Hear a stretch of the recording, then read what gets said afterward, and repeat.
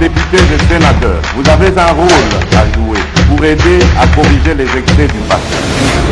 Vous les collègues du droit qui quittez les groupes armés, je vais le dire.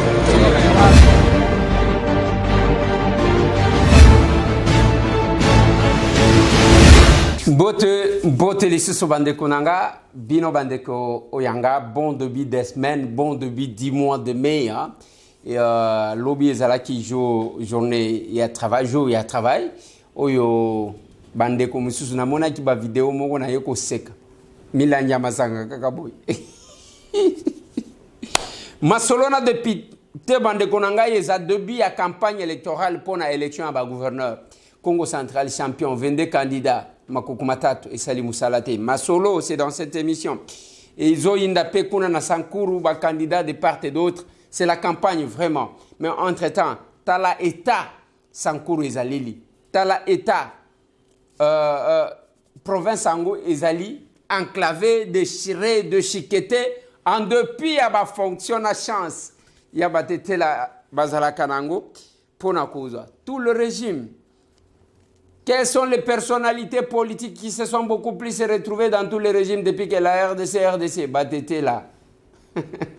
Quelle est la province qui n'a jamais eu l'issue de sortie à part le conflit coutumier, foncier, conflit tribalo-ethnique? Batete là. Batete là. Masolona de Pite Bandekonangai, Nambujima Iwabalengela Ekoyinda Pe. Kuna lokola pambate mutu na mutu. Il faut eba oko salanini. Qui va prendre la tête de la province? Est-ce que c'est le candidat de l'UDPS ou bien c'est parmi les candidats rebelles? Masolona de Pité. Masolona de Pité, tozana province à Lomami. Trois candidats. Candidats. Allez, Jean-Baptiste Nkongolo Kabila Mouti, candidat. Nathan Ilunga, candidat. Kitenge Yesu Olivier, candidat. Les trois qui vont porter Masolo. Nous vous attendons. Tokozé là. La tension est en train de monter. Banani bako voter nani to ebité. Masolo na de pité bande kolangai. Tokobeta masolo ya clôture ya officiel ya Ramadan. Ya moi oyo dédié pour les musulmans, c'est un mois chaque année. Ils ont la kanengwana. Les louba musulmans, balina batu. Pour bango balia kana batu. Ba musulmans balina batu. Pour bango balia kana batu. À part peut-être dérapage au misusu et yekobima yaba mujahidin ainsi de suite. Mais ba musulmans, ya bango fête balia kana batu. Tabaski balia kana batu. Ramadan balia kana batu. Donc balia kana batu. Ba partage à Kamoukewa. Mais ce que ba chrétien, ba pasteur a commis la cortège. Sama lukonda kosa. Sama lukonda kosa mais talabat. Même oya Moukewa na azozwaka. À celui qui n'en a pas bakura viri, bakuzata Mouké. Et le prédication c'est tout autour des offrandes. Il n'y a rien de salut.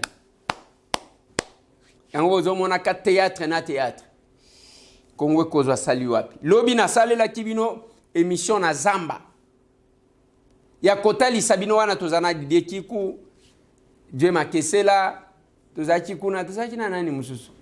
Tokenda kina ye. Toke tozo baluka na bazamba wana. Pendant que les gens se reposent, na loba kana bale kinanga na travailler kana bango. Musala biso to pona repose à la kate. Tant que bato bazo se reposer wana biso tozo sala parce que bazo zela na poko to koyebisa bango nini elekaki. Voilà pourquoi il faut encourager. Na pesaka chance na bande ko belé. C'est lui qui peut encourager balé ki na nganga na sala kana bango. Bazawan, ba Didi Kiko, ba Penge Fofana, ba Manix Kembolo parce que zana ba oyo ba mona naka, ba oyo ba mona naka te. Bozo bosa nake ba oyo ba mona naka grâce ya ba oyo ba mona naka te. Tozana bango kuna ba nona para Manix Kembolo Amos Lubaki Voldine Tony Dieu makesela moko akomi pe kolinga ba filmer ya comme star na mona ki na bilanga na Nord Kivu ala telemi wana ba filmer pe petit nanga komi aventurier Et trésor zolo zolo, sans compter bandeko moussou, sans oublier bandeko. Où il y a des boulonnages, tous à qu'on a grâce mayemba, banona parents, tous à bango. Donc, masolo bandeko nangai, yangona lobaka, la meilleure façon, parce que ezana batu, bango, baza mayele, bango basala comme boulot au bazuela kambongo, impolitesse, éducation à mabe. Ceux qui a fini ba pesi mbongo, ceux qui mutwalingi ko finga pesier, na ko pesa mbongo, pour que ba finga yo izandengwa. Mais où est-ce que nous amenons notre pays? Et mutuango wana yo zo kumisa ozo craquer famille na yeba yo kaka soni ako se présenter ke bazaka bande ko na ye yo lokola bozandinge bozalaka to sabon clôture ya formation na remise ya ba brevet na bande ko ya graines de moutarde tozakona na Dumez. C'est une structure qui reconnaît notre compétence et nos qualités. Masolo. Nalingi tobeta moi masolo wana mais avant yango boti kana souhaiter joyeux anniversaire na batumi bale. Moko feta ki lobby. Lokola invita ngate na lobby na ko souhaiter yo na retard. Et comme lokola ridi andi, petit nanga ridi andi depuis au feta sans suite petit nanga. Mususu azo fêter lelo. Qui a fêté hier? Papi Kitenge, qui a fêté son anniversaire hier. Et comme il ne m'a pas invité, je vais souhaiter une publication. Joyeux anniversaire, na Batumi Bale, Papi Kitenge. Joyeux anniversaire à toi. Il a fêté son anniversaire, c'était hier, dimanche, le 1er mai. Et Azalaki Wana, Azalaki Koinjo, eh bien qu'il ne nous a pas invités, monsieur le cordon. Tu as abandonné tout le monde. Joyeux anniversaire na les moutete là les plus sérieux.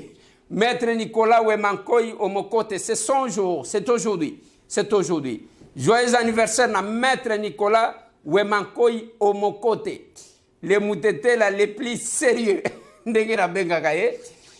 Et c'est son jour. Allez, pour vous deux là, je dois chanter joyeux anniversaire.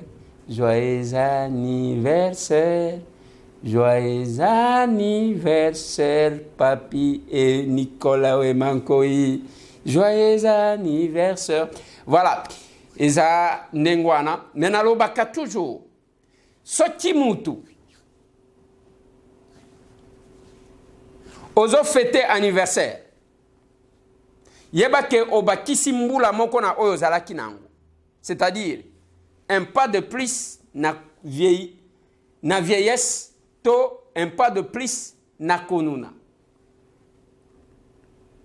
Ceux qui ont fêté anniversaire, olongoli na oetikala ki pona bongo inayo, olongoli moko.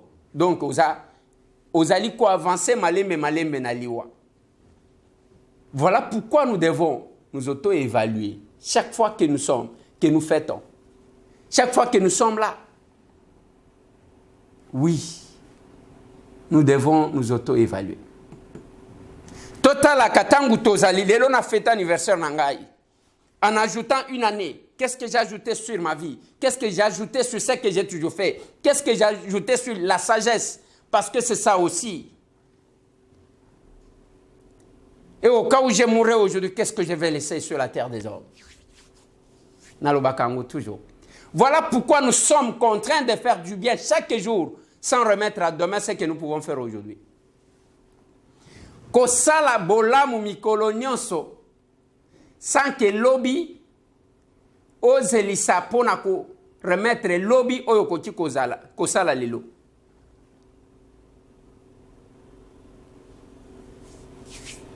Pour lobby to éviter ce que zayanani. Mais ana batu ya monaga nyonso azwa kezaka muke. Les gens qui vivent des projets, tangu na kozwa, tangu na kosala boy, mais muke wa nous anango ko partager. Voilà pourquoi nous félicitons le musulman. Les lois va partager. Ceux qui ont moni et loko ya malamu et pas moninga, il faut qu'on copie. Si au moins les chrétiens copient le musulman na ba point one. Il y a kosa la concurrence, il y a kosa la bala. Bola mon appelle Sabino à 10. Imam moko apesaka. Ya moni mutu azalaki na koma. Mutu alingia kufa. Place alali bayotika kazo gang. soki ezalaka ata mibale soki ezalaka ata mulai na nsima nango baye kodécouvrir que l'homme revoyait malamu oyo azalaki kosalela bato. Un jour il s'est rendu au mosquée amoni frère naye un autre musulman yazomona kaza na retard par rapport à la prière mais amoni frère naye ya mukuse tango azokende yazomona retard alobima soki nga mutu naza mulai boye na kokoma retard bongo ye atora tata wana chaye na mapeka amemiye mukolo tango azana koma bazo talisa ye passé na ye oh soki distance wana na memaka ye soki ezala kata mulai balingaki baba kisela ngai amoni geste moko apozaka pesaka mutu abi eloko wana na pesaka soki na pesaka ye ata mibale. Nous devons nous auto-évaluer bandeko na ngai nyonso tomona nyonso tozana ngo tokuta yango tokotika yango.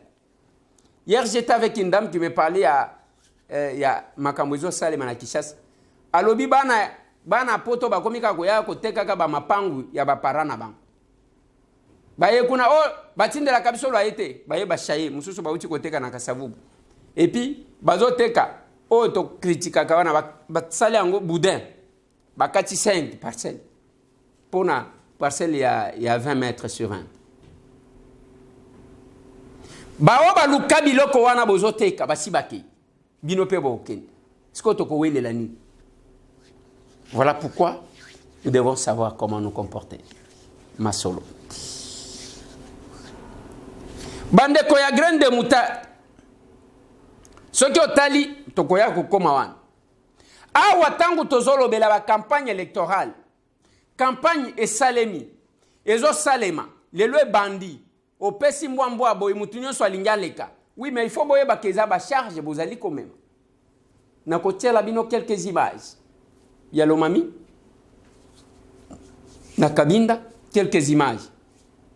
Il y a Sankuru, na Lusambo. Et pendant 7 ans, au Pessi Mboa Boyi, na Congo central. Na Landaki Mbuta, ne monde entier. À l'objet de tous ces temps, Mboka pour se développer, il faut le fédéralisme. Notre pays est aussi vaste que toute l'Europe. Mais en Europe, il y a combien de chefs? Le Portugal a un président, l'Espagne a un président, l'Angleterre a une reine Elisabeth, l'Allemagne a un président, la Pologne, patati patata. Et nous, notre pays, qui est aussi vaste que toute l'Europe, nous n'avons. Mais l'UDPS de Tienne Tshisekedi prônait le fédéralisme. Si nous voulons développer ce pays, qui est aussi vaste que toute l'Europe, prônons le fédéralisme. En reconnaissant à chaque entité, conformément à sa culture, de se développer au profit de la nation. Alors nous irons de l'avant. Sinon, nous allons tourner en rond. Vous savez, ça fait combien d'années depuis que nous sommes indépendants? On ne fait que tourner en rond. On ne fait que tourner en rond. Non. Ce qu'il faudra, il faudra qu'on développe l'Équateur, qu'on développe le Kasaï, qu'on développe le Kivu, qu'on développe l'Ituri, qu'on développe la province orientale Kisangani, qu'on développe le Congo central. Alors ensemble, ça deviendra un pays fort. Mais fuir sa région d'origine pour venir s'amasser au Congo central, c'est faux. On n'est pas visionnaire. On n'est pas visionnaire. Parce que quand nous venons nous amasser ici, nous abandonnons nos provinces et nos provinces croupissent dans la misère. Alors que ce pays est riche. Toutes les provinces de ce pays sont riches. Mais il manque de cerveaux pensants. Des gens qui pensent. C'est tout. Il faut batu na batu bazala esika na bango. Mais ça malamu mbuta. Mais il y a un problème là. Na Congo central, makuku matatu et travailler té. Le fédéralisme est simbaka là où on a l'esprit de l'unicité du pouvoir. De simbaka. Eza oya kopanzana panzana boete. 22 candidats na Congo central. Les lorsque qui fédéralisme en Salemi, allez, Congo central, etikala un état fédéral. Boko papa na ba macheti parce que le cause soit pouvoir au ezomonan. Le cause soit pouvoir de toutes les provinces champions au ebimi penza ya liboso ya que ba candidat ba leki. Oui, ba mususu ba bandaki et puis ba primaire et qui ainsi de suite. Mais là nous sommes arrivés où? To comme à niveau ya que le Congo central est tikali au top. Nana gotike la nani? Mantezolo. Bakeba kutanane mwana nsemi. Celui qui l'a encadré politiquement ainsi de suite. Nana gotike la nani? Mantezolo. Na compétition, ne mwana nsemi na compétition. Talabatu, oyo alobi, koko pe ya Simon Kimbangwa zakuna. C'est tout le monde. La province au batu bazo wele la pouvoir loko la Congo central na minute oyo. Ezate. Mais si ko soki to koti na ndenga fédéralisme. Boy bisanga. Qu'est-ce que ça va devenir? Makuku matatu et travailler té. Parce que ceux qui makuku matatu et travailler ka balinga ki batia ba candidat ensemble toloba yambala oyo c'est elle. Botiki eti. Ceux qui otali na batete la kuna 8, na Mbujimai 13, na Kabinda 3. Bon. Na ba province nyonso oyo battre record Congo central. Le Congo soit pouvoir, tout le monde veut diriger le Congo central. C'est parce que tozana un projet ya ko développer ou bien tolinika ka tovandi, tozo kape misole bimaka na port, tozo kape misole bimaka na Perenco, na Perenco na Mwanda.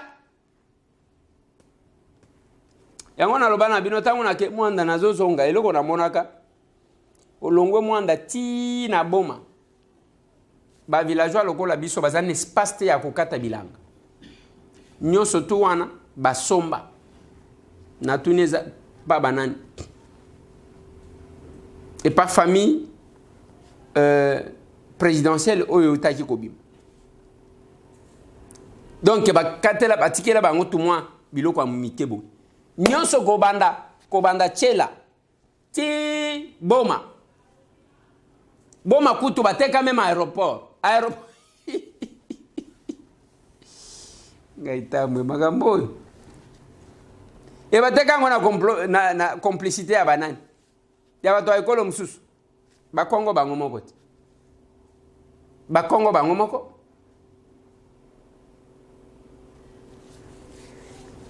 le candidat gouverneur, je vous mets l'ambiance au Ezali, Kosalema et l'état du Sankour.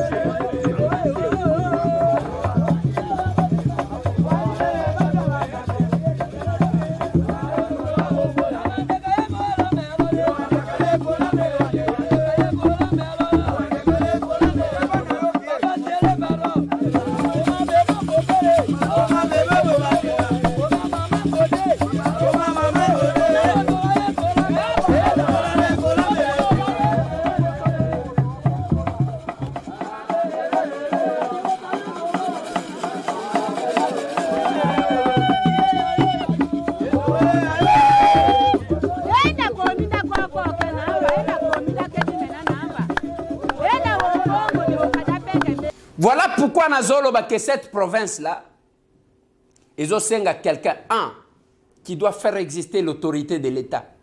Qu'aussi sa insécurité parce que ba calibre 12 et pas, ba flèche et pas, kuna blague était. Muke ba kobeta yo. De deux, il faut un gouverneur qui va réconcilier Batou.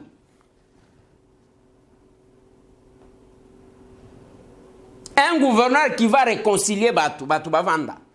Mikolo nyo surtout wana bazui Batutu ya mikolo wana kovanda sabango koloba na bango que c'est le moment. Ba Olengankoi, ba Cheo Kitundu, ba Jean-Charles Okoto Lola Kombe, ba Christophe Lutundula, ba Nani. Je vais parler encore de qui?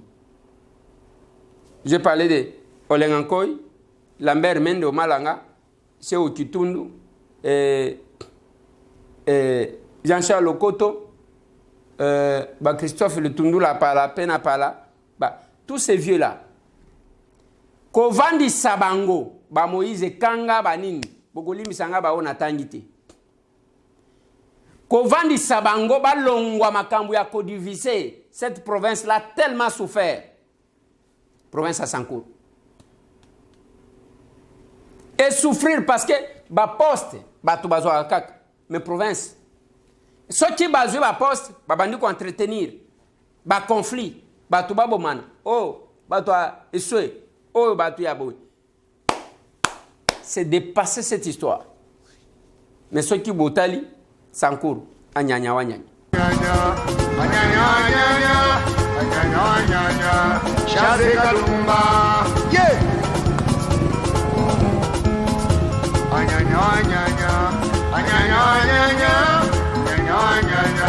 Chaze Kalumba, soyi, yeah. Enonyenga na kisolo shokolo fumbe. Enonyenga na kisolo shoko ya fumbele, Chaze Kalumba. Enonye kumena na kisolo shoko ya fumbe.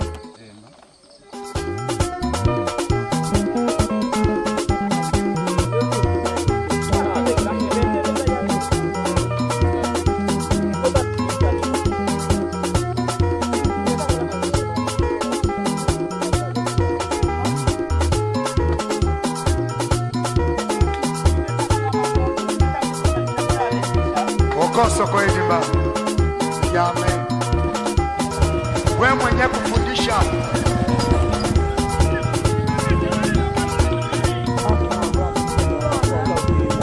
on a un problème sérieux pour nous traiter.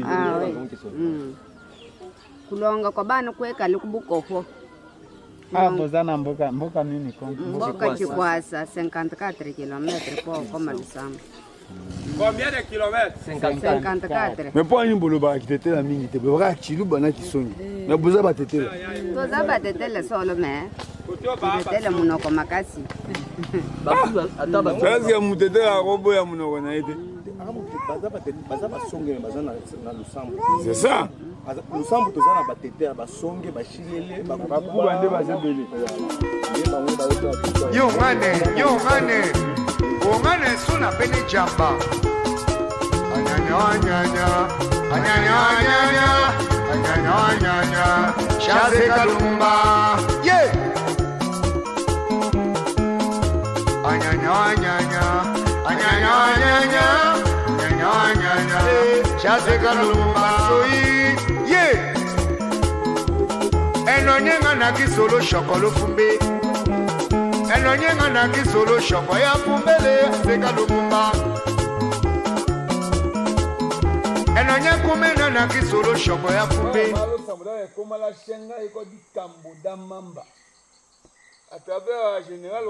Attention.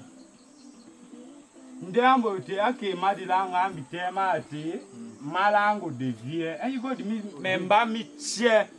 Go to me ko la tina la. Awande kobi. Viembo yo otu akande ho ngitike di mambovo. Lo mambo di hatie lambo kome lambo kada lambo kome. Villageois baba tuté. Papa, tango zo sansale wana. Ko diaba 4 ans. Bien, pona ko bakuna. Bobo ta yesinga province. Tango kaka yo zo kitolobi. Boya. Na ko oh. Seke dimi wonya amaike dimi wana ta wambeta. Koketa bomena sabo omona to ahindi hatotungula. Papa, na yebi tena na komi awa, ndenge na sauter awa. Onge mari modete. Na monele kina na sa gangi boya na bi nono c'est pas possible. Na ni na timi. Na tomoni moto bala moko abimi. Le tombe ko bimisa ngo disons. Ya linga devie pine bendi ngata ngo nayeba ngo balezole kana monika mabeleza wu. Na telemi na zelie. Na zelie tango ya na ibisi attention à devie. Je veux te dire ko tango to yambie bino sko bosimbi. Nga so ko nyuka hana on est kimenga nous te aider basho bon sala. Eko ke capable. Nyuka ho l'équilibre na ndambo de nyungo so onye ko mbidie.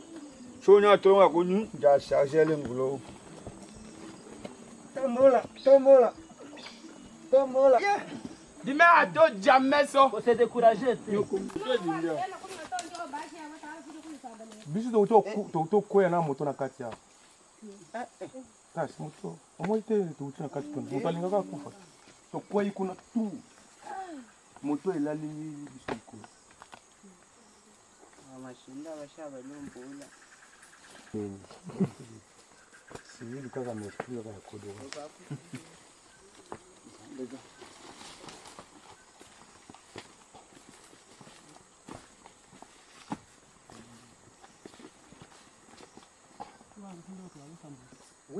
bazana bilambe belé akizo na kaka. Na koye de. Papa, il est quoi dina nzoto. Sana singu ba sibilosa na mtu.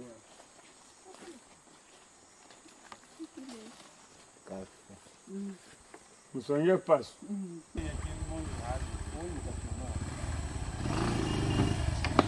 Ai!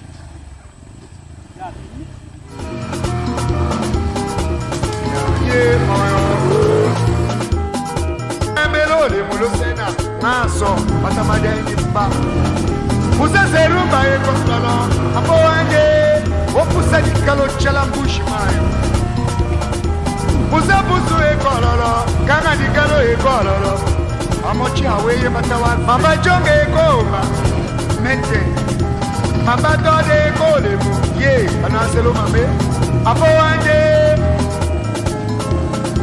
Chugade kole mulonde chiche cholobe mamade e mapapu apo wende nena Poma kidare kono lumete naso Lutumona kama melole C'est pas possible ça. Ayanga ole nyuna Ayanga ole nona yonda Asenende ayanga ole nona yonda Wane wa heye tumu yawo Apo wande Moya koko Atakokola no Cherche bilo Voilà. C'est comme ça que Bisoto et Bissi Bango, na radio Tokomiwa, tous les candidats, vous avez droit à la parole. Bokene Koloba. Mutuna mutoya ko pesa, ko convaincre la population, bayo kaka, mutuango bazo voter, boyebi débat. Et là, koye kolekisa Macron, ce qui basa la ka débattre, Macron ko kaki kolekate. Marie Le Pen alinga tialeka. Bayo ko découvrir qui est réellement Marie Le Pen na débat. Et qui est Macron? Bah préférer Macron à la place de Le Pen.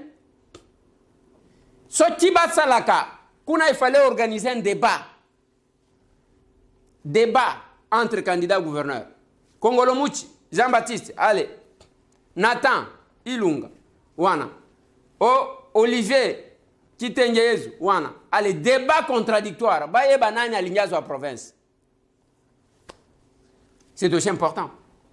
Bisoto Loba, c'est la liberté d'expression. Botika Batuba Loba. Yangona Loba ka population Loba. Même Awana Tokomi Wapi.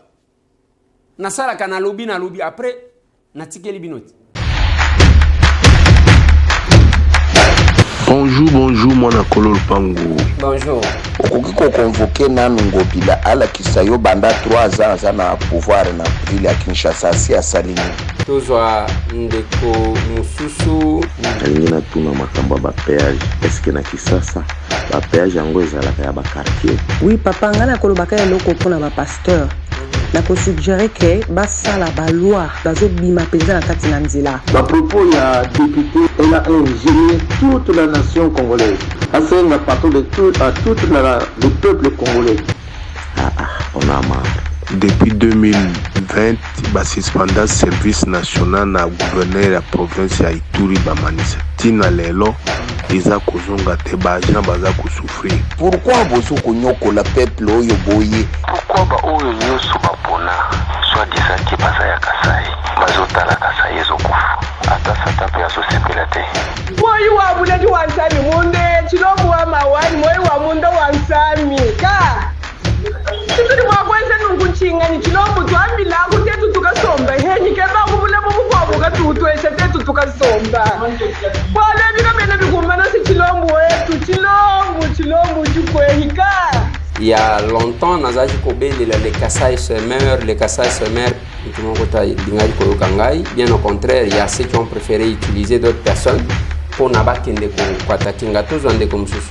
Na éviter ça, on a encore remercié na parlement. C'est pour la tracasserie et l'équipe na pompage. Nous allons écouter na ville ya Boma. Ezali ville portière mais eza ko simba te bolobela problème ya Boma na Congo central. Mamou Tchabou Hélène de retour en force. Mamou Tchabou.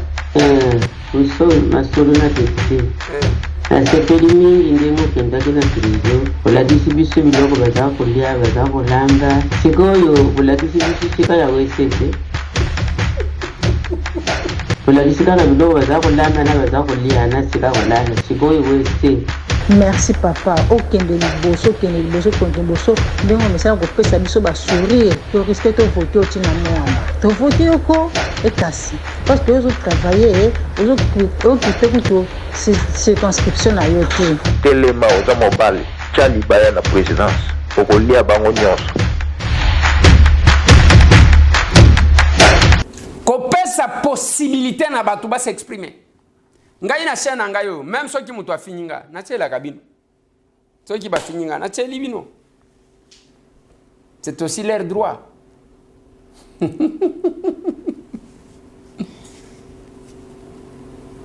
Totika kanengwa na pourque quand j'ai installé la radio tokomi wapi FM na Kabinda na lobina bango ce n'est plus ma radio, c'est la radio de la population. Politiciens oyo ofandi téléphone ouvert yo moko ko yoka biloko na matoi parce que ça ne sert à rien on miku misaka yo zomi mona danger. Qu'est-ce que la population ozali ko représenter bazolo banayo ba oya makasi bakenda baleka ba oya pete ba mikimela bango moko.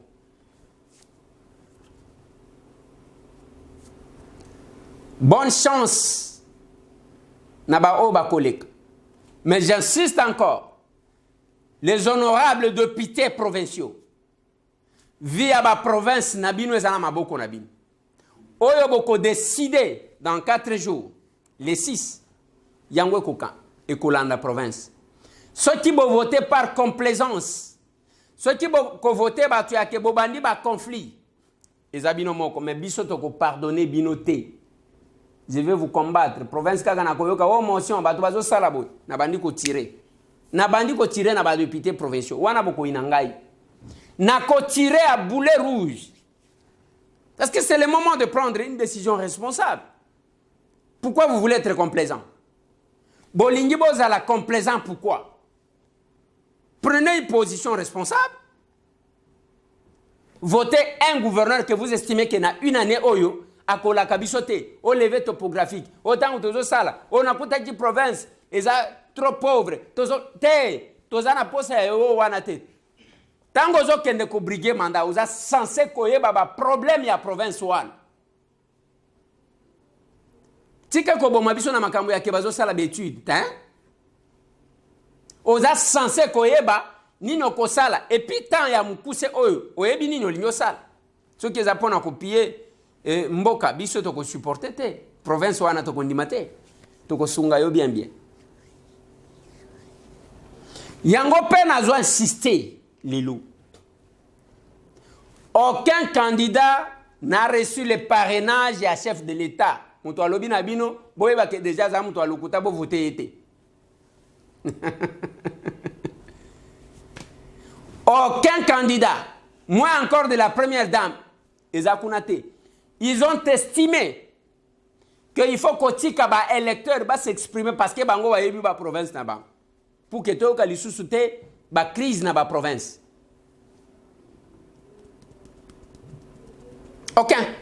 Moutoko sabinote. Oh, il a reçu le parrainage. Lokuta. La différence avec Félix Antoine et Tshisekedi Tshilombo, na Joseph Kabila, ils ont aussi un niveau d'accessibilité. Kingakati toyoka ke téléphone le kagate, réseau ezalaka te. Mais Félix Antoine et Tshisekedi Tshilombo azaliao téléphone na yezoleka. Même ceux qui ont été ata na nzelo ko belela ye. Ata na nzela okokende même na nzela famille ko atteindre. Même na nzela ya maman Martin maman na yo ko atteindre. Aucun candidat n'a reçu le parrainage du chef de l'État. Oui, ils ont une candidature, on va recevoir Cutus et à parti comme UDPS a ses candidats, comme en Boujimaï. Balobi wana ke batu ba utiliser te. Oui, c'est le parti. Mais Oya Kolobake, le candidat a reçu le parrainage. Azate. Polobi lobi wo Kolobake. Nengazo sala, c'est parce que Félix Antoine, le chef de l'État nous avait imposé. il n'a imposé aucun candidat. Bobundana.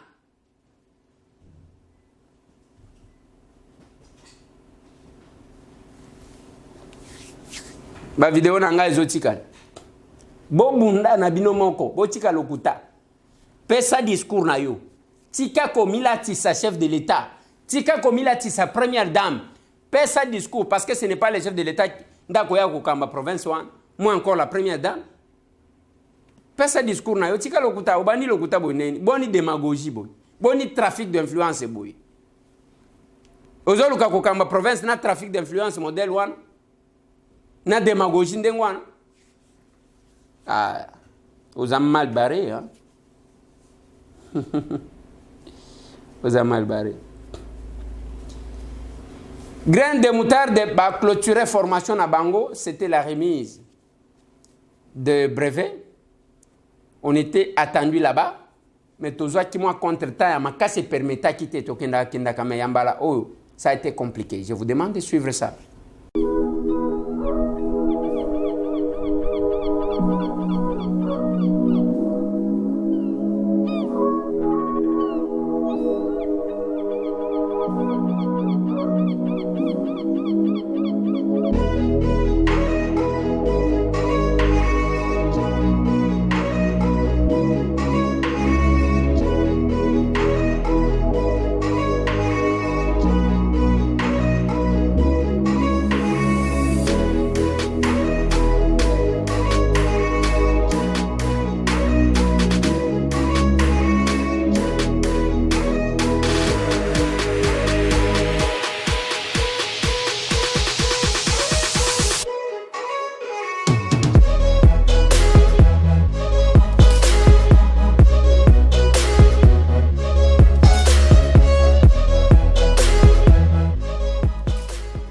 La raison de cette cérémonie, le deuxième élément, la raison de cette cérémonie, c'est juste pour amener l'invitation, remise des brevets, pécolation, et avant de Kobasi, Bandeko Mibali, auto-formé gratuitement dans le centre de l'ambition graines de moutarde pour les ONG.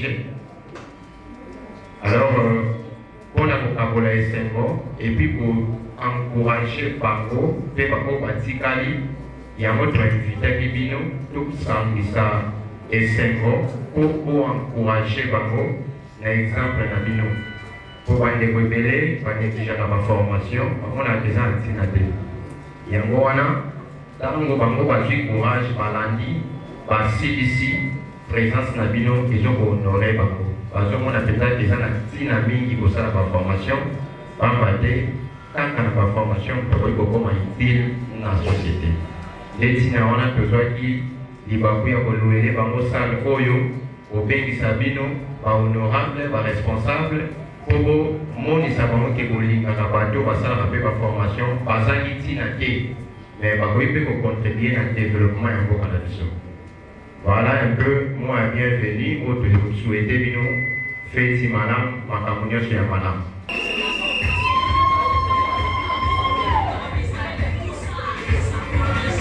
Ça, c'est la coupe de couture. Ça, c'est la coupe de couture.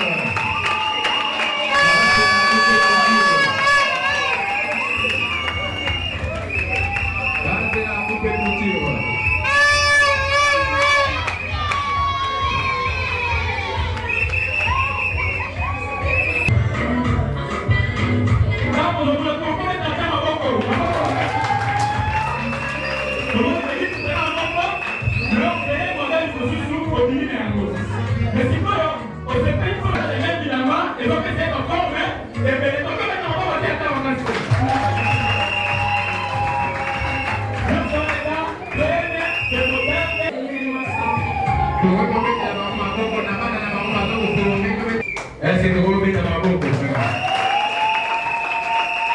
L'honorable Conguita Longi, pour adopter sa brevet, et pas à M. Arnaud. La séance photo, merci pour la capture de la photo. On capture votre photo s'il vous plaît.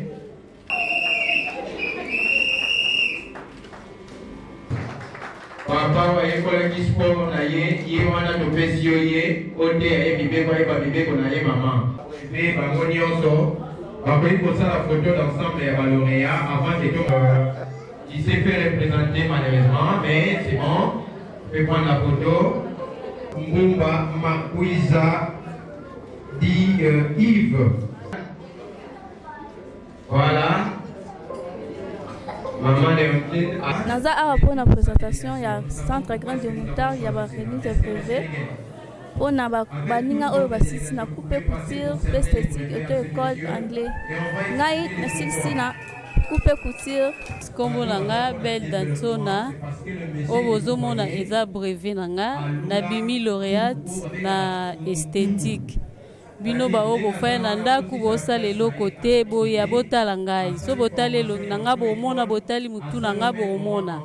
En tout cas vraiment merci na graine de moutarde à l'embate à continuer toujours na ko soutenir ba o batikali merci beaucoup. Kombo nanga monsieur Hakim Pengele a otoye pona ba remis privé na carte centre de formation graine de moutarde azo formé au filet gratuitement privé nanga ya mona juste ya comme chauffeur partout au Kindi na kumba to comme ko yana biso awa eza juste to landaki ba formation ya auto école na graine de moutarde et puis bon et puis le lot il a fait grâce to bimi ba lauréat quoi biso ba to zaki juste ba sportif simple nega ba présenter peut-être que ce que je vais demander c'est match na robenga na baninga oyo bazape ba sportif lowanga o bazana ambition ya ko kala ka bato batika badlo ko na baya to travailler tout le moyen to travailler de musalande yango c'est ça le vrai boulot de yango quoi donc c'est un peu ce que donc merci à tout le monde. La promotion nyonso eleki le début en train de moutarde lelo il y a des gens qui nous accompagnent quand on a besoin d'eux batika ka des fois ma mission de service pour répondre à l'appel y a graine de moutarde. Alors les experts na kati ya makambo etali bakado bayebi ke grandeur ya cadeau et des banana munene donc qui est dans le mais signe en reconnaissance. Alors, tu as auto école choix de nous allons appeler M. Roger Mokoko de passer devant s'il vous plaît. M. Roger Mokoko de passer devant. Soyez à côté des apprenants de tous les apprenants en général, on va dire. Voilà. Le monsieur que vous voyez, les beaux messieurs, les gentilshommes que vous voyez, à la taille imposante, c'est monsieur Mokoko Roger, qui représente ici le ministre des Transports. C'est un expert dans le département du transport. On nous a toujours envoyé pour nous accompagner depuis les débits à Tikarate, même mission de service à Yak. Alors, après, officiellement, il ne faut pas offrir les cadeaux. Alors, bien que Mimi Yango Awate, mais qui va présenter officiellement et qui pourra passer pour récupérer ça au bureau par rapport à la rapidité. Et ça,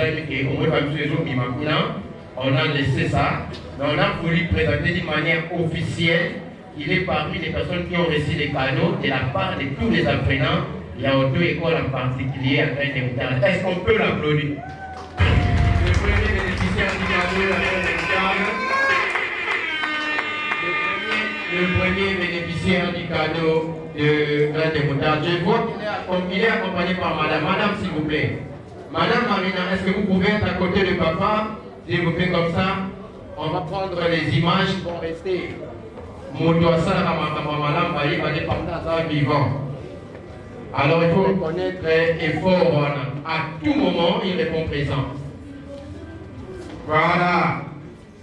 Vous comprenez, hein, les couples, toujours couple. Donc, merci beaucoup, merci encore une fois de plus, Monsieur Roger, tous les apprenants de l'auto-école, en particulier, mais nous aussi les membres, nous vous disons grandement merci. Votre cadeau, c'est au bureau. Merci beaucoup, merci beaucoup. Vous restez là-bas, mais les couples peuvent regagner la place. On les a qui première chanson pour montrer que. Alors, Otoye Batoke Zanini, Tokobenga Monsieur de Ric, le représentant, et l'honorable Ogi Kalonji, ensemble avec Madame, Bako dévoiler les cadeaux, pendant que Bako Fumola cadeau de Lotala, Tokoye Batoke Zanini, et puis Nassima Tokoye Nan Azui cadeau Yango. L'artiste, s'il vous plaît, vous pouvez les accompagner, s'il vous plaît, pour dire. L'artiste, est-ce que l'artiste est là? L'artiste qui a réalisé ces cadeaux.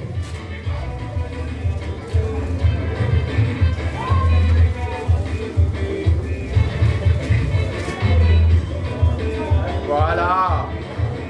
Les cadeaux est là. Est-ce qu'on peut applaudir, s'il vous plaît? On peut applaudir. On peut appeler s'il vous plaît. Alors, Madame Eva Patricia ainsi que Monsieur Déric, le représentant de l'honorable Ogi Kalonji, nous voyons que prenant Bazan en ciment, symbole que Ewoute Païnabango, honorable Ogi Kalonji en miniature, c'est bel et bien lui, accompagné de Madame Patricia. Pourquoi? Parce que c'est une lauréate. Bayaya Bako Bazan en ciment et Bango a tout l'intérêt parler qu'il a eu en promotion parce que on le bon et puis la présence est honorable pour la professeur mais tout le monde banane ya kozoyango. Il suffit juste de regarder la image Johanna et de la samudoni ya kozwakalo. Soyez botani na loboko oyo eza mopanzi bokomona ke batie makoki donc mbongo bacle biloko nyonso eza lié na formation pour le développement. Mais le monde ne peut pas ezongisi nsima toyebi mais na se awa batie motu asimbi yango afungo loboko na bakoka pembeni bazosala mosala epuis tomoni bakomi PMS toyebi te soki elimoli nini baprena bango bakoloba na maître na bango epuis na boko kuna tomoni GM tozotenga sikoyo moto oyo. Les cadeaux ici étaient destinés à celui qui a fait que niveau la biso ya train de moutarde et qu'il était dans l'érosion. À bouger la biso à côté qui n'a pas été là, qui ont souhaité se dire pour les lots. Voilà pour ça la biso érosion qui va train de moutarde et qu'il était. Il a contribué à ce que nos événements passent régulièrement à la télé pour la vulgarisation. Il a fait en sorte que Grain de Moutarde est dans ce qu'il faut pour réaliser certaines activités. Et aussi, pour finir, il est la première personne à mettre ses pieds dans le centre de formation de Bisso, tant qu'il m'a dit la machine monte à coudre. Alors, il est pour ça après ça va venir à sourire. Pour les Bisso qui sont à Kata, prenant que ma pour ça, il a eu surprise pendant qu'il a le vivant. Allez, ceux qui va pêcher un bongo à Zanambo, d'autres pêcher Bilama à Zanambo. Maintenant, à l'autre, il y a après, il va même qu'il y a pas de reconnaissance. Nous invitons le représentant, parce qu'il n'est pas arrivé, on sera obligé de prendre les représentants de l'honorable Eliezer Tamwepo Chicharma, autrement, il va nous le parler, c'est que vous pouvez dire ma boue. Sûrement, nous appelons M. Didier Kikou et M. Daniel Yonsomwe et puis Mme Annelise. Ils sont là. Ils vont représenter valablement l'honorable Eliezer Tambwe. On a besoin de cadeau naïe. On fait ça. Vraiment, merci beaucoup d'avoir fait pour la moi avec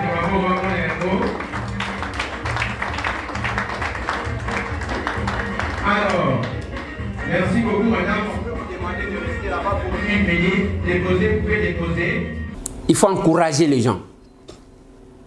Eux aussi, il faut reconnaître les gens. Courage. Nabakolo graine de moutarde. c'est une structure tout travail à Kanango. Même élection, où il y a, qu'est-ce que j'ai dit, Makamou, il y a érosion. Tokita, bango nem to ba invita biso, lelo misale zu sale mana du mes. Et bango pe bazo reconnaître. Ezalo kola makambo ngana mona kite ya bande ko ya CNDH. Bande ko CNDH.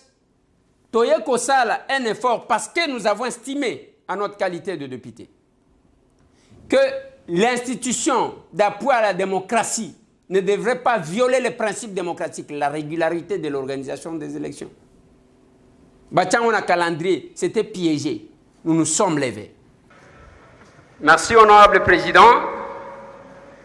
Honorable président, honorable membre du bureau, honorable député, chers collègues. J'interviens en rapport avec le premier point, qui est la demande d'enclenchement du processus de désignation des membres de la Commission nationale des droits de l'homme en vue de formaliser les renouvellements du mandat. C'est le point numéro 2, ça. Pardon? Ça, c'est le point numéro 2. Oh, ok. Le premier point, validation. Ok. Oui. Oui, allez-y. Vous êtes dans l'ordre, oui. Ok, allez-y. Merci, honorable président.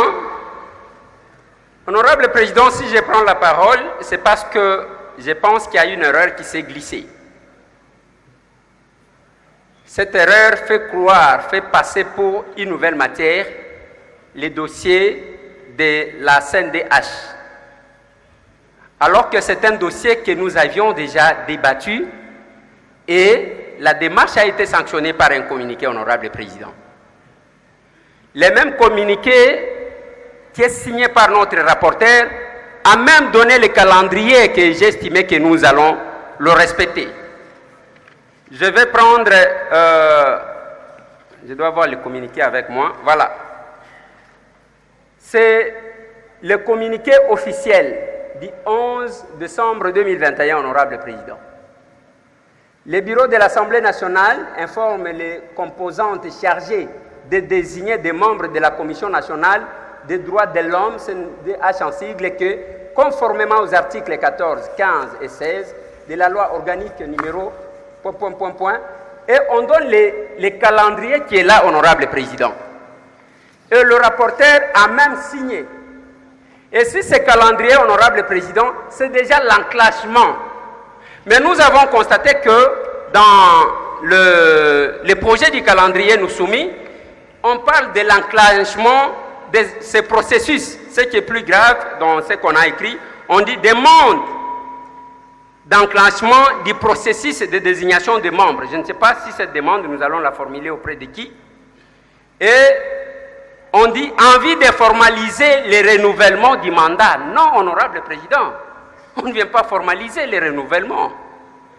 On vient appliquer les textes, la loi organique, l'article numéro 16. Non, je parle de l'article numéro 20. Dit ceci.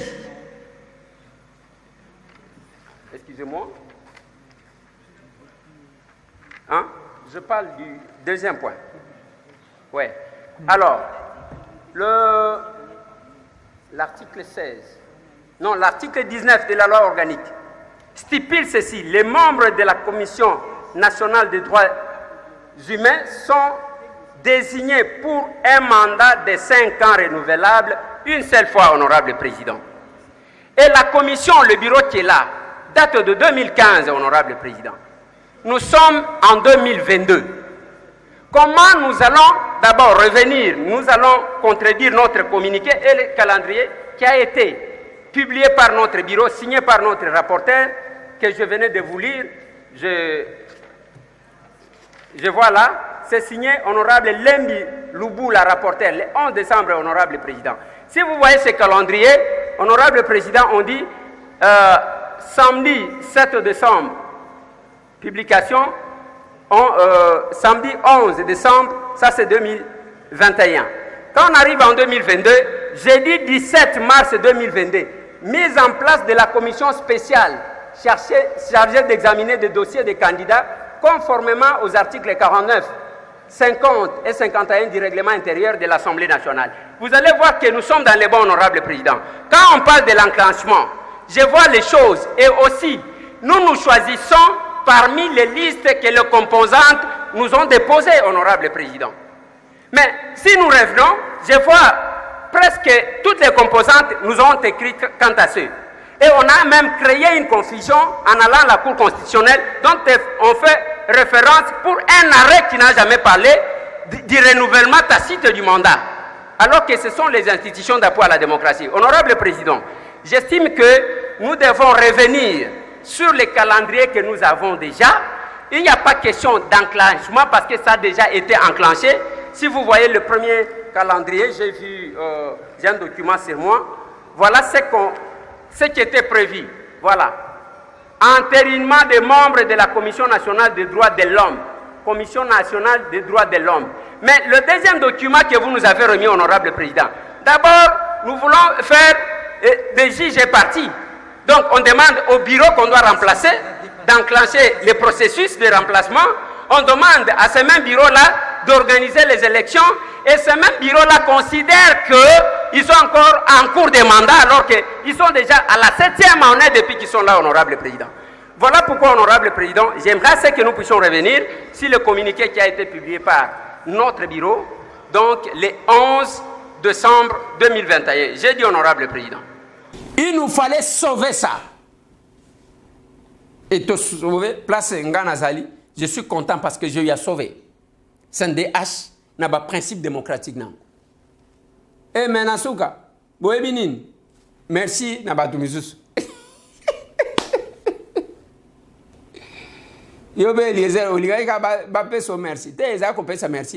Mais quand même, c'est de l'ingratitude. Il y a cause de victoire à Moutouboui. J'ai dit ça au ministre des Infrastructures, Mineta.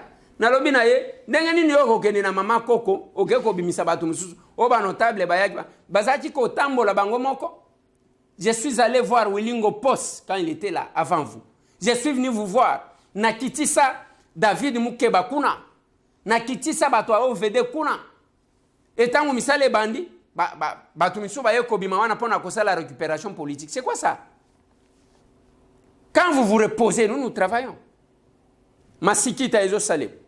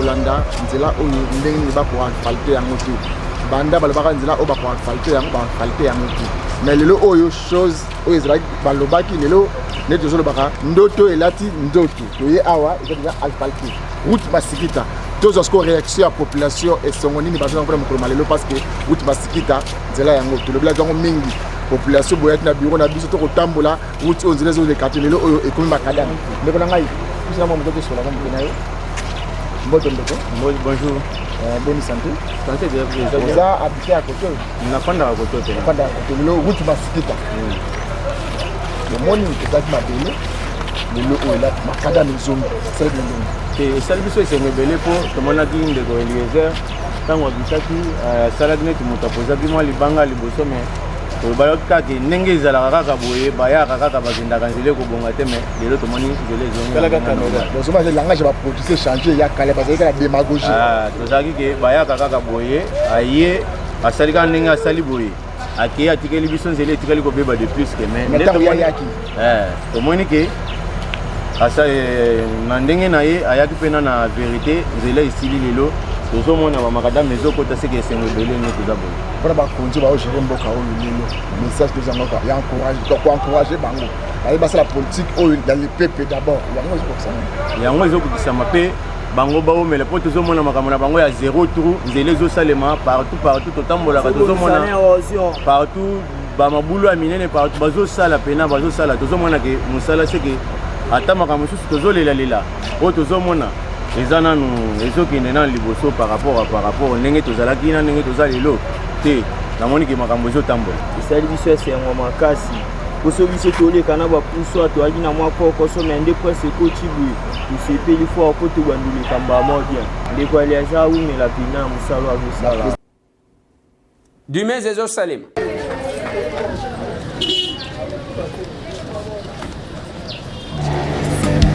Pesa moninga sourire, pesa sourire, pesa moninga sourire, asepela aumela na mokili.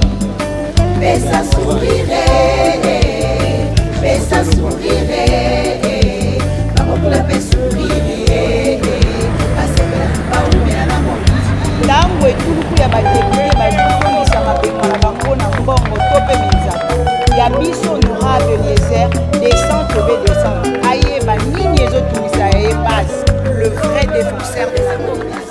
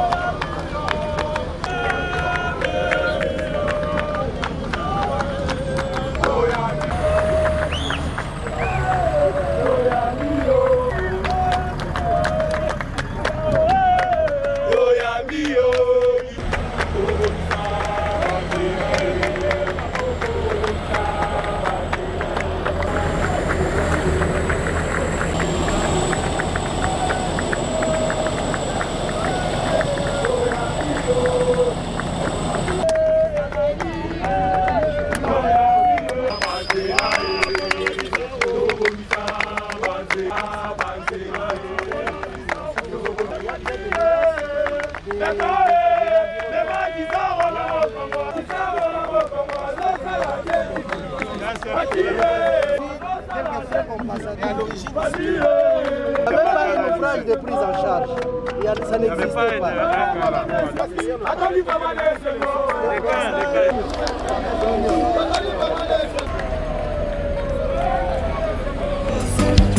Pesa moninga sourire, pesa sourire, pesa moninga sourire, asepela aumela na mokili.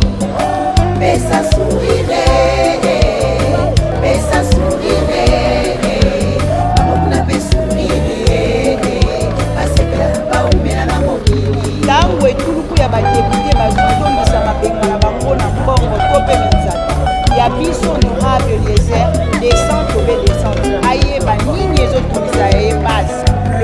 défenseurs de la population.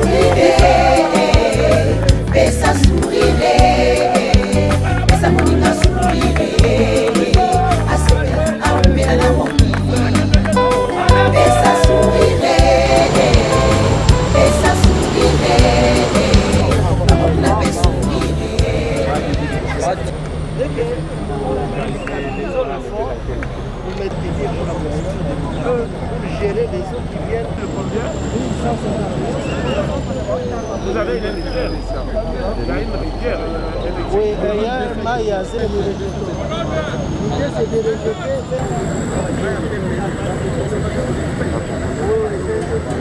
Ça déstabilise le souffle. Ça devient on réagit. Parce que Banda pour attaquer pylône, il y a haute tension, il y a Inga. Tout le monde qui est pour la mort subite, il y a partout, comme deuil national.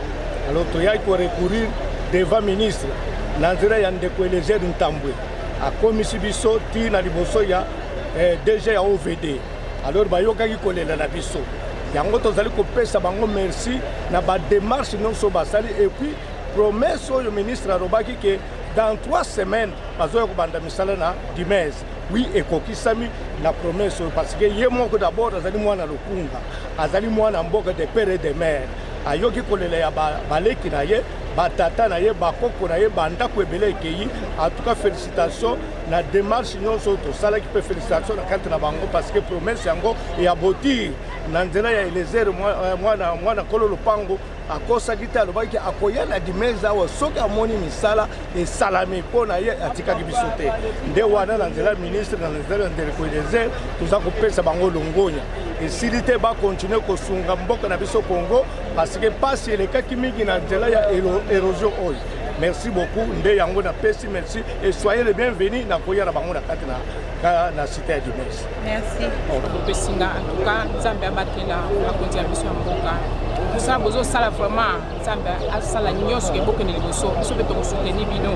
Parce que loko bo sali na éviter depuis que tout le monde depuis ne peut pas promettre que dans 4 semaines à Koya en tout cas Nzambe abatela makasi. Donc papa mbokozi mboka pa to remercier makasi puisque ce qui yote to éviter to ngeto suka neni. To za ba veve ta nege to mona kenda ko so pende wana to suka nenge nini na minute to sito lembi ezake place bana bafanda to to remercier makasi tiketi Nzambe alipomba nyonso. Kindele ezosalema.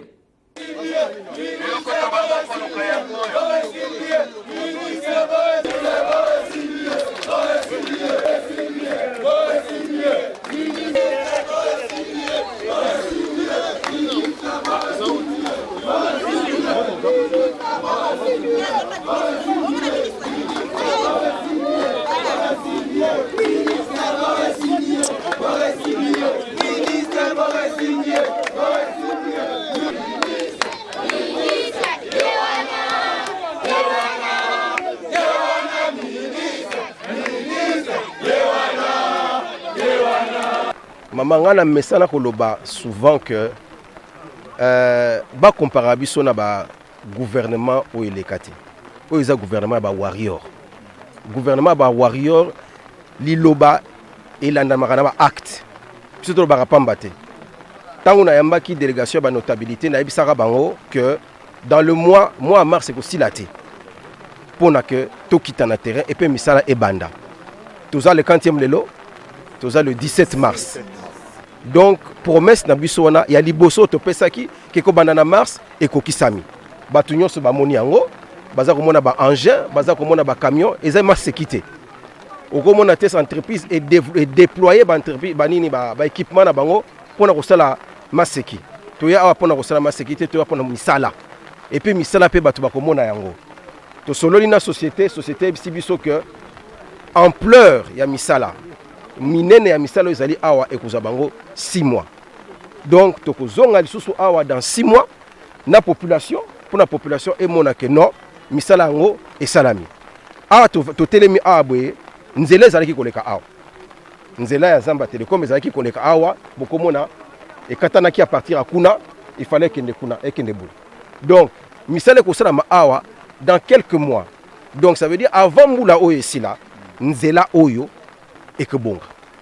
place bato bazalaki koleka lisusu ceci ozwi badisposition nyonso batravaux ekozala suivi maître d'ouvrage délégué azali awa OVD BTC azali awa mpona kocontrôle misala ndenge eza kosalama entreprise oyo eza désigné ye mpa kosala misala yango population mpe ezali awa ekosuivre ekopesa biso barapport na bango soki bamoni ke misala eza kosalama ndenge elongo bani te. Donc je pense que lelo oyo vraiment makambo nyonso eza na nzela promesse oyo tosepesaki na population ekokisami. Je crois que soki population esepeli ekobeta maboko. Bientôt la commune à Kinshasa babalabala ekobana kosalema. Ce sont les efforts que nous faisons.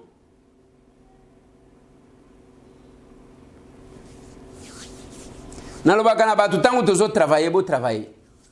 Lelo nazo un système akambwa bilanga. Tobandi kokota na bilanga. Lobi nakendaki na Zamba. Nazo tala na lobi pourquoi et comment nous pouvons manquer à manger. Tozana bilanga, tozana bespace. Et na bete la cabino li solomoko. On a yaki kobete la bino ambassadeur ya Maroc.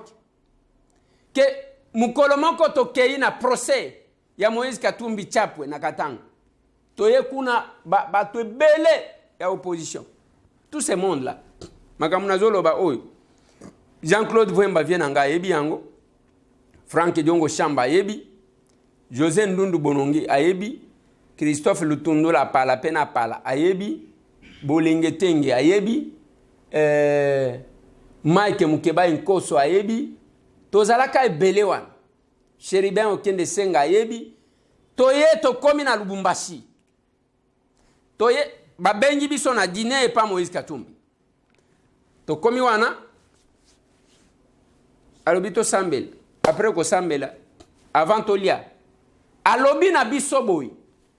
Bomoni biloko nyonso etondi na mesa. Na sombi ata eloko mon côté. Tout ce que nous allons consommer ici, j'ai produit. Semoule fufu wana basali na semoule na masangu oyo biso tokata bilanga. Loso ezaya bilanga. Mbisi oyo. Siko Moïse Katumbi mutu azana mbongo. Ache mutu na ye na bilanga. Yo zana mbongo te osombaka na tomate na pilipili. Même ka moi jardin na lupango sala kana yote. Tala niveau paresse. Mutu koyeba mutu ke mutu azana mbongo te eza apparence. Alinga lekisa bino alinga lata trop alinga sa. Ce qui omoni kaka mutu abandi ko impressionner ndengwana. Boye. Il veut tout acheter et puis mutu azaka na mbongo ta disi a discuter kata ba prité. Alingi ba mon emo power yewan. Combien? OK. Soit mbongo akodefa, soit ya bato. Lobe koyoka bakangie nyungu. Mutu ya mbongo ayebaka ndenge nini akosalela yango. Bota la banande ndenge bozomona bango wana. C'est une tribu o basala ka makelele te. Siko boye bisanga banani bazana mbongo lokola banande na mboko. Boye bisangai banani bazana mbongo lokola banande na mboka oyo. Yosho mona munanda kenda kosomba biloko akolia epa moninga. Azana bilanga na ye, azana bibwele na ye, ainsi de suite. Yo zane loko te tipima osomba ka tipima. Donc etani boyo vanda kana yo.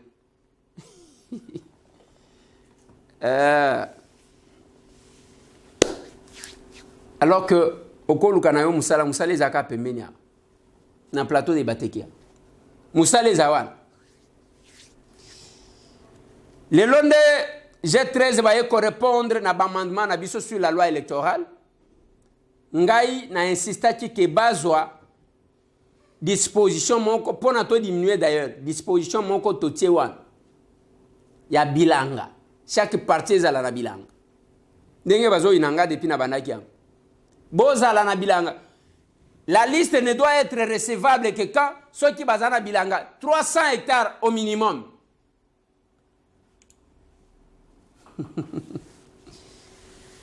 Boye bilobi nazalaki quelque part ba invita kinga nazo solola na bana mwana moko ya mwasi ayewana bon ngana lingi na sala science politique na lingi na sala politique na pona nini olinga ko sala politique te olingi sala politique pongana ko kangana nga misala ya kolamba te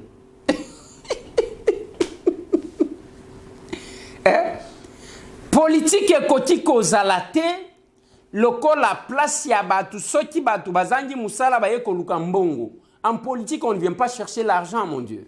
On vient servir. Ce que vous avez posé à koluka mbongo, ça la commerce. Na politique bayaka ko servir yango zomona mutu. Député mundu kikuna te. Ministre olingis kozala soki ndeni te. En politique, on va servir. Voilà bande konanga ito suki si wana pona lelo. N'habite ce qui maître Nicolas et manko ya comme mabiso wapi lelo anniversaire. Yepe frère ya message. Nyonso izo sale makaka na bande mona biso wana.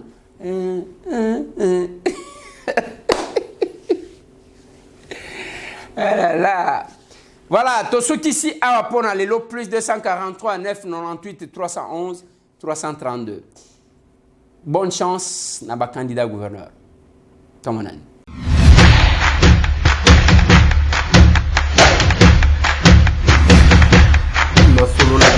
Honorables députés et sénateurs, vous avez un rôle à jouer pour aider à corriger les excès du passé. Vous les collègues du Grand Kivu, quittez le groupe armé, je vais le dire.